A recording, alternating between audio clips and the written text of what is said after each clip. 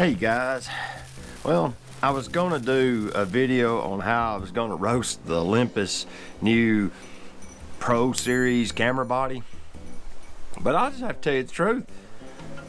If you're shooting stills with it, it's a pretty nice camera. Yeah, it does have a micro four thirds sensor, and I think the reason they went that route was probably because they're kind of baked into that size footprint with their lenses.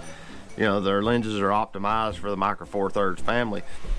You know, to me, moving at least up to APS-C, like the Nikon size APS-C, would have been a big step for them, but that would have also required a whole new fleet of lenses. I think their whole goal is to stay into that small form factor and just keep everything nice and tidy. It's got pretty underwhelming specs on the video. I mean, let's all be honest here, 30 frames per second at 4K isn't all that hot rod anymore. It does have video. It does look like it has a fully articulating screen, which is kind of nice. It's kind of cold out here. The Sony A6400 seems to be a pretty strong competitor with that thing. And it don't weigh a kilo. Dude, a kilogram? That's a lot. No, I was just kind of shocked at how much it weighed. But I don't know if you've seen the camera conspiracy video yet. It's epic. You need to go watch it. It's worth your time, especially when he interviews the executive. The camera runs dual batteries. It's got a good battery life from, if it holds up to what they're claiming, 870 frames from a single set of battery charges, and it's got two batteries in it. I think it's running the same battery as their older cameras. They just put two in the body since it has the built, you know, it's got a built-in battery grip frame design, so it's a larger form factor, so they've got room for both batteries in it. The camera's ergonomics look like they're on point. I'll just be honest with you, the camera looks like it would feel good in the hand to be used. It looks like it's meant for that sort of thing. With micro four thirds, it's I think a 20 megapixel sensor. You're not getting a lot of resolution.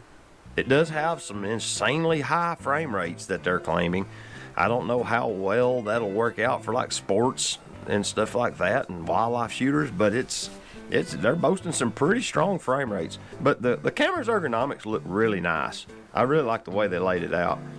It's got a bunch of customizable functions on the main command knob, and that's something that Nikon cameras have lost over the last few years. My D7000 had a couple in it. I think this new Olympus has 4 customizable settings on that dial. Pretty nice, but it's a pretty nice looking little camera. Is it $3,000? To an Olympus shooter, it probably is, but to anybody else, they're not going to win over any converts with that camera body. Not with the sensor, the size that it is, with the tech where it is on the sensor.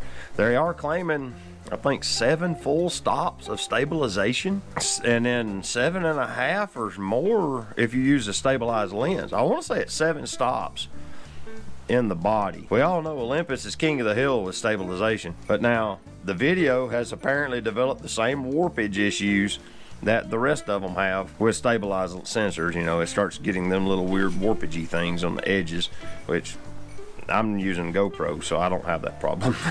I have different problems. But anyway, I just thought it was interesting. I was going to roast it, but actually it's a pretty nice little camera. So at the end of the day, am I going to buy one? Not a chance. I'm not going to get into a whole new ecosystem of lenses. If I want it for free, I'd probably shoot with it. I'm not going to buy one. Anyway, this is David, the Georgia photographer, and I appreciate you guys listening to my thoughts and opinions about this new camera that Olympus has lost out on. Oh, did I say that out loud? That Olympus has launched. And until next time, we'll see y'all later. Bye-bye.